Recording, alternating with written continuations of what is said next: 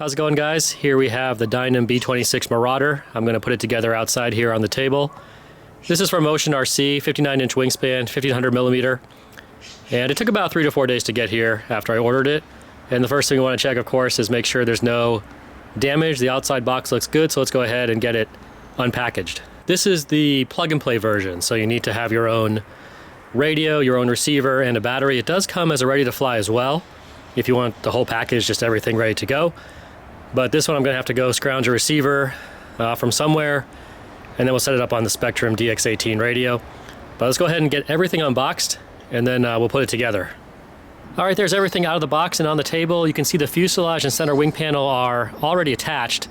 And just to nitpick on it a little bit, just looking at it right away, you can see that that center panel on the fuselage that covers the wing is not sitting flush. It's raised up a little bit. I can't push it all the way down. It's held on by magnets and allows you to take that off and then take the center wing panel off to get inside the aircraft. But right now it's raised up a little bit, and that's probably the way it's going to be unless you tape it down or do something else with it. Everything else looks good. You know, there's some little creases and mars on the EPO foam here and there, and that's pretty typical for a plane like this foam model. So I do just like to show you guys what you can expect when you get one of these, that things are never going to be quite perfect. And there's always going to be some little issues with the foam and things like that. You know, you're going to have little creases and dents like that where it was assembled, and little places where the paint's kind of marred. Here are the outside wing panels, and we have the spar right here. And these look pretty good. I don't see anything damaged too much here. Nice light there on the leading edge, landing light. And you have your 3 leads, one for the light, one for the flap servo right there. You have 4 panel flaps, and then one for the aileron servo right there. And one thing just to mention is you always want to go over all of your moving parts, your control horns, your servos, your hinges. Make sure everything is glued in properly and is not moving. Don't assume it's all going to be attached perfectly. And you might want to add a little bit of glue in these spots just to make sure that everything is secure and nothing's going to let loose when you start flying it. So looking at this outside panel over here, you can see there's a little dent there. This is the kind of stuff you got to expect. I mean, it's pretty much par for the course, like I mentioned. It looks okay on this side, but there's a little dent. You know, these things get handled quite a bit when they're built, and so this stuff's going to happen. But everything looks pretty good on it, so not too bad. So another quick look at the fuselage and center wing before I put it together. You've got the guns already attached. You need to put the props on, put the pilots in, put the nose cone on. And this uses 650 kV brushless outrunner motors, counter-rotating props. And you have 2 40 amp Skylord ESCs. So, looks good. Quick look at the bottom of the fuselage, and you can see the retracts there and the guns. One thing I really liked about these retracts are the wheels are really big. You have these nice big foam wheels, so that's good. But I can see some other places where they kind of didn't quite finish things up. If you look at this gun cover on the bottom right there, and you know, I'm being super picky, guys. I know that, and it's just so you guys can see what little things you might encounter when you get one of these. So I'm being super picky. None of these things are going to change the way it flies, but just so you see what kind of things to expect when you take it out of the box. You can see the paint there wasn't finished. It's like one coat of paint on that gun cover, and then they stopped. The one on the top looks like it was fully painted, but that bottom one wasn't. And again, on the bottom of this fuselage, there are lots of little small dings and dents in the foam, places where it was handled, and probably where maybe some damage occurred during shipping. Well, since I'm going after every little thing to show you guys, I flipped it around, and then I saw this, which you can see there's some really pretty deep marring in the foam right there. But again, you know, just so you guys can see what you're going to expect with these kind of planes. You know, none of this stuff really bothers me too much, because if you were to ship this back and get another one, it's going to have scuffs like that in different places. And that's just the way it is. You know, this is a Dynam plane. I think, you know, I find with E-flight planes, the quality of the foam is a little bit better. I think probably with FMS, you see a little bit better. And this is just the way it's put together, you know. I know these are probably all from generally the same place, but there is a variation with the quality of the foam in terms of, you know, how much handling it's had and how well it's packaged for shipping. If you notice the E-flight planes, FMS planes, their shipping is exceptional. They are so well packed in. This one was decently packed, but you know, there was places where it could move around in the box. I noticed that. So some of it's just that, and there's just small differences in how they're put together and packaged, and it makes a difference when you take them out of the box as far as these little scuffs and mars that you're going to find. In another bag, you're going to find the tail pieces here, and this is a horizontal stabilizer and elevator. And just make sure you flex the control surfaces, make sure everything's moving, nothing's bound up. There are no holes in the hinge line, there's no tears in the foam. And they do say you could add a little bit of foam tack CA in there or Blenderm to make the hinge solid. This actually looks pretty good, and the foam looks pretty good, so I'm not too worried about this one.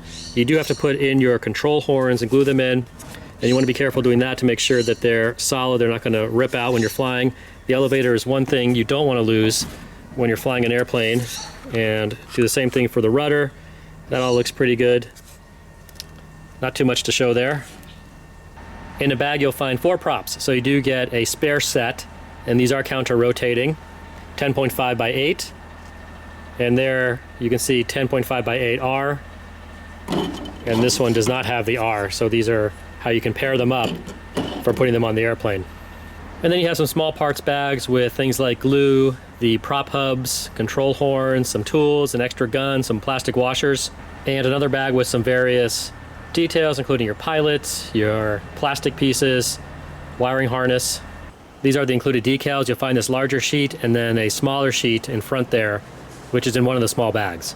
The instructions are just one big fold-out sheet right here, and there's only 7 steps listed there for assembly, and they're all pretty quick looking.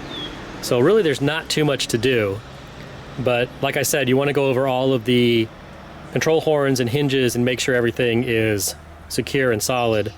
This thing is 83 ounces all up. It uses a 4-cell 4,000 milliamp pack, and spare parts look like they're pretty much available on the Motion RC site. When I looked at it, I saw most everything available as of right now.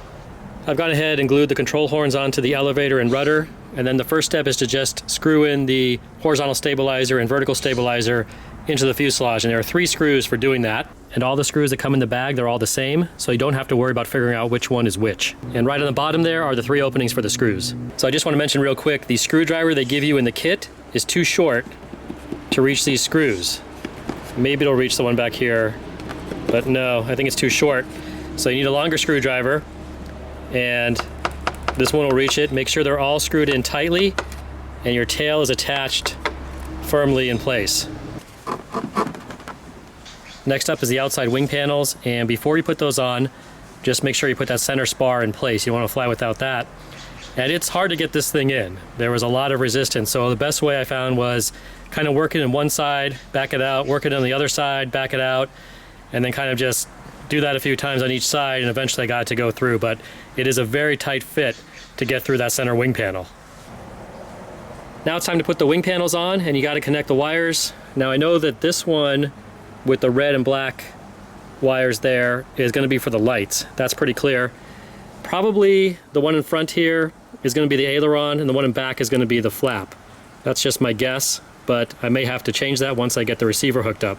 And you can see if you take the battery cover off, there is a hot mess of wires in there. It's basically a rat's nest. Now they are labeled, so it will be something I can figure out, but it is kind of a mess. It's going to take a little bit to get this all organized. And you can see there is an XT60 connector for the battery. There's also a servo in the front of the nose there for steering.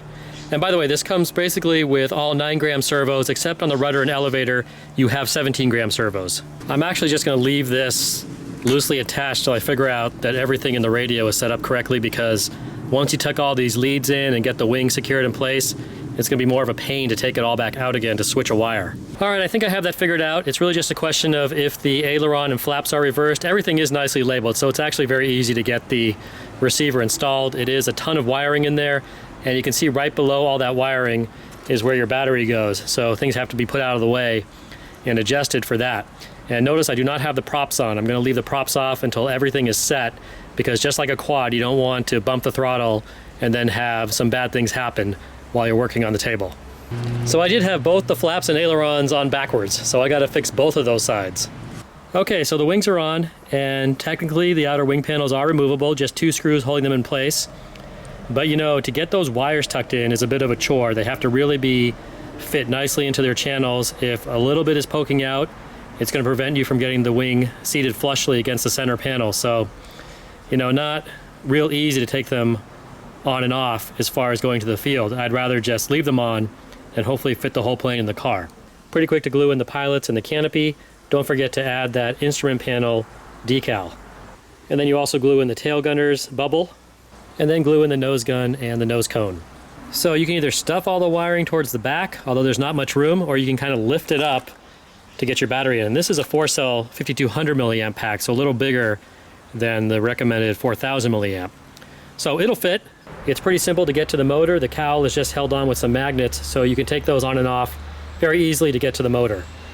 When you put the props on, make sure you put on the correct prop on each side because they are counter-rotating, and also the prop nuts are counter-rotating as well. So make sure you put the right prop nut on the correct side, and that is illustrated in the instructions. So these clevises don't have any fuel tubing retainers like you normally see, and there aren't any in the box. So it's something you might want to consider adding just for that little bit of extra security. This top turret rotates, so if you were creative, you could put a servo there and operate it remotely. The plane is put together. That's the basic assembly. There's really not all that much to it. I'm going to leave the decals off for now because I just want to fly it first and make sure it does okay before I go through all that work, which isn't too much, but it's a little work to do that. Anyway, it looks good, you know, pretty easy to put together, like I said. I have the flaps slowed to 2-second deployment so they don't drop down too quickly. And right now, 35% expo and everything. So let me go ahead and plug the battery in. I'll show you guys the control surfaces, the retracts, and taxi it around a little bit.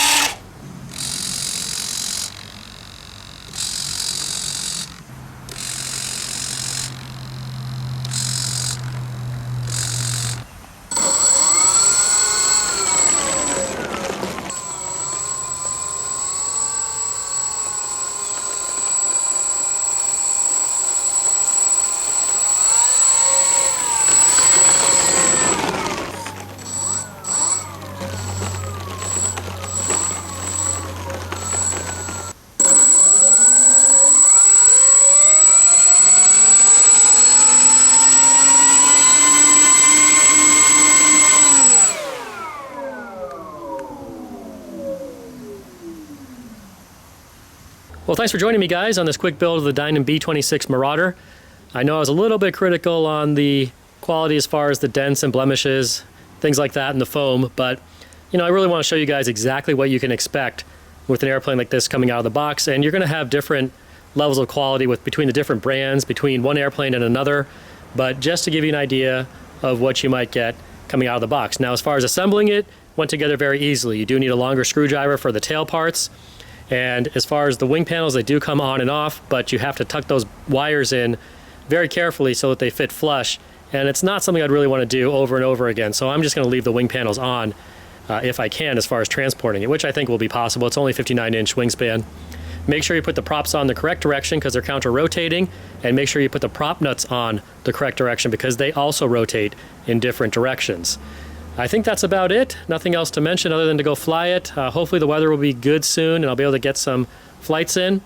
Anyway, if you guys have any questions or comments, please post below. As always, I'll try to answer them, and see you next time.